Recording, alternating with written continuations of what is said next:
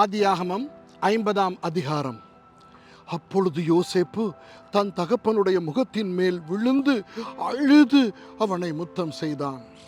பின்பு தன் தகப்பனுக்கு சுகந்த வர்க்கமிடும்படி யோசேப்பு தன் ஊழியக்காரராகிய வைத்தியருக்கு கட்டளையிட்டான். அப்படியே வைத்தியர் இஸ்ரவேலுக்கு சுகந்த வர்க்கமிட்டார்கள். சுகந்த வர்க்கமிட 40 நாள் செல்லும். அப்படியே அந்த நாட்கள் நிறைவேறின. எகிப்தியர் அவனுக்காக 70 நாள் துக்கம் கொண்டாடினார்கள். துக்கம் கொண்டாடும் நாட்கள் முடிந்த பின் யோசேப்பு பார்வோனின் குடும்பத்தாரை நோக்கி, உங்கள் கண்களில் எனக்கு தயவு கிடைத்ததானால் நீங்கள் பார்வோனுடைய காது கேட்க அவருக்கு அறிவிக்க வேண்டியது என்னவென்றால், என் தகப்பனார் என்னை நோக்கி, இதோ நான் மரணமடையப் போகிறேன். கானான் தேசத்திலே நான் எனக்காக வெட்டி வைத்திருக்கிற கல்லறையிலே என்னை அடக்கம் பண்ணுவாயாக என்று என்னிடத்தில் சொல்லி ஆணையிடுவித்து கொண்டார். நான் அங்கே போய் என் தகப்பனை அடக்கம் பண்ணி வருவதற்கு உத்தரவு கொடுக்க வேண்டிக் கொள்ளுகிறேன் என்று சொல்லுங்கள் என்றான். அதற்கு பார்வோன், உன் தகப்பன் உன்னிடத்தில் ஆணையிடுவித்தபடியே நீ போய் அவரை அடக்கம் பண்ணி வா என்றான். அப்படியே யோசேப்பு தன் தகப்பனை அடக்கம் பண்ண போனான்.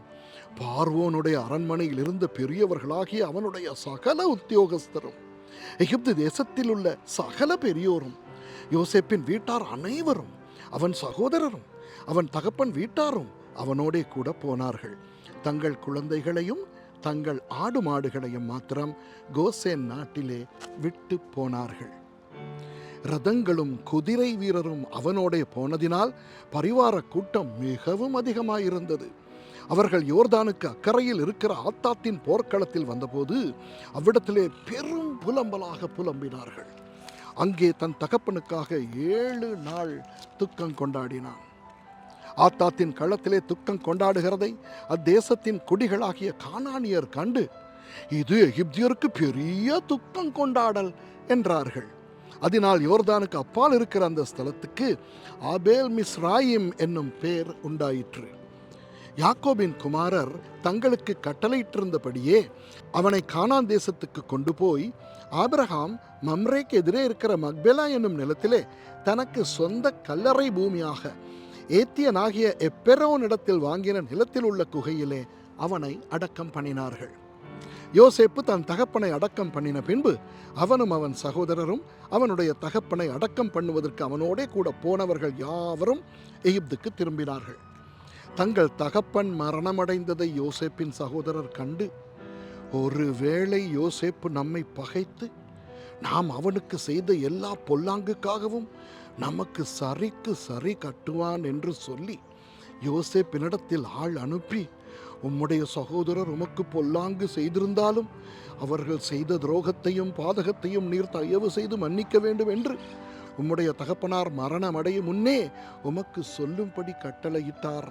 ஆகையால் உம்முடைய தகப்பனாருடைய தேவனுக்கு ஊழியக்காரராகிய நாங்கள் செய்த துரோகத்தை மன்னிக்க வேண்டும் என்று அவனுக்கு சொன்னார்கள். அவர்கள் அதை யோசேப்புக்கு சொன்னபோது அவன் அழுதான்.